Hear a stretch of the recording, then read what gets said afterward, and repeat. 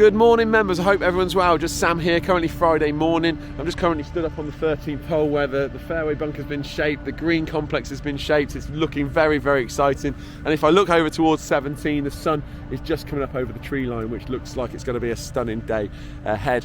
Obviously, lots going on the golf course this week. The shaping team, as you can see, they've completed shaping 13. They finished off shaping 12, and we've now just revisited the 16th greenside / approach bunker. You may have noticed if you played while the hole was open over the last couple of weeks, the face of the approach bunker was really wet. So we did a bit of an investigation yesterday and we found there was 3 old drains going straight into that bunker. So therefore, what we're doing is we're putting an additional drain between the green and the bunker, and then we're going to rebuild the face as well. So there's going to be an additional drain going in there to take that water away before it goes into the bunker. So hopefully in the next couple of hours that will all be completed. And then the shaping team are going to head down 17, which is very exciting because it's only 17 and 18 that are left to be shaped. And on that note, the cubing, which is the edging, we're currently on the 7th. Once the 7th is done, we're going to move to 9 and then 9 to 10. So closer play next week, we potentially could have holes 1 to 10 that are just ready for topsoiling and turfing. Now, fingers crossed, we might be able to start that before Christmas as well.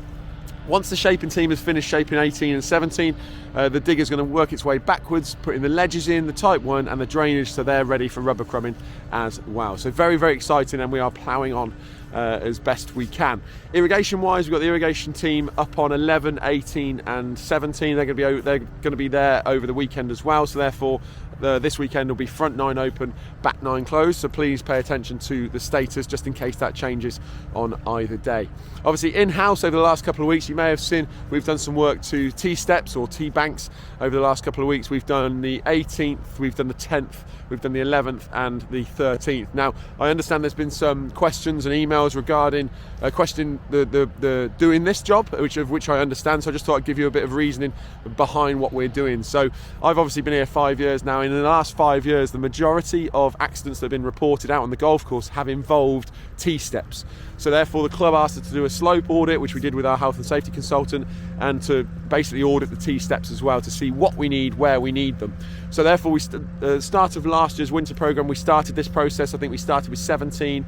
Last year we did 6, 8 and 9 as well. And obviously this year so far we've done 18, 13, 11 and 10. Now obviously golf courses have got topography all over the site, and we're not alone in that. Off the top of my head, I think looking at the back of the first, there's quite a severe slope there, and when we did the slope audit, what was interesting is the slope that goes up to the tees on the 12th, of which we've had 0 accidents reported in my time in particular. So therefore, like I say, golfer safety is so important for us. So the removal of tee steps in the long run is actually trying to make it safer out on the golf course by removing these tee steps. Now, like I said, golf courses have topography all over the place. If we look at 11, where we've removed those tee steps, obviously the back half of the tee is slightly more severe than the front half of the tee. So obviously on an individual basis, we need to assess if we can walk up or down some slopes. So therefore, if you look at the back of the 11th and think that's too severe for me, there's an area at the front of the tee that's a lot softer that you can get up there. So obviously, like I said, golfer safety for me is number one, and the club have sort of committed to try and make it safer out on the golf course. Looking forward then into next winter, what we plan to do next winter is renovate all of the tee steps that we require.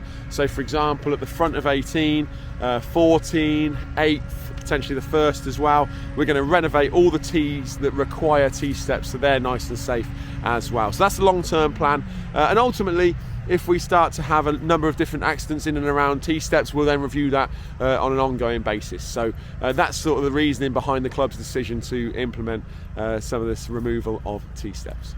So that's it from me. I hope everyone's well, enjoying your golf, and we'll see you on the course.